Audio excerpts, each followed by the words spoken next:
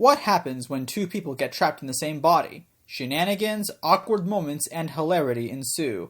Such is the case with poor Dr. Rodney McKay, who gets the mind and voice of Lieutenant Laura Cadman trapped inside his head after a beaming incident gone wrong.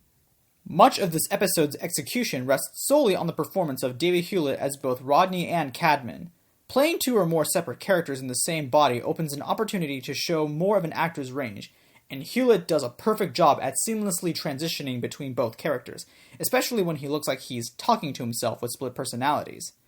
It helps that Rodney and Cadman are complete opposites, with Rodney being anxious yet energetic while Cadman is an easygoing and sassy smooth talker. Lieutenant Laura Cadman is played by Jimmy Ray Newman, who gives one of the best performances of any guest star on the show.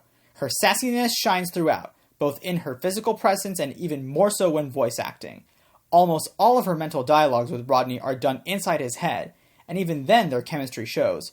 With a personality this strong, it's no wonder that Cadman was brought back in critical mass. Of course, both of these performances would be incomplete without a solid screenplay. Writer Martin Garrow delivered fully on the potential of how awkward the situation really is with some hilarious moments, such as when Rodney and Cadman argue over who's currently in control. It makes more sense when seen on screen.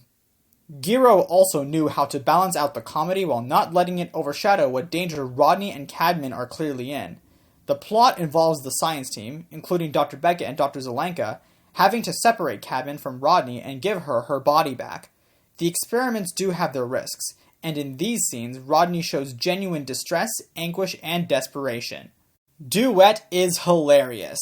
Sorry to use that word once again, but there's no better word to describe it. This is exactly the kind of episode that lives up to the full potential of its concept. It's simply so entertaining to watch. You'll be left in tears from pure laughter by the end.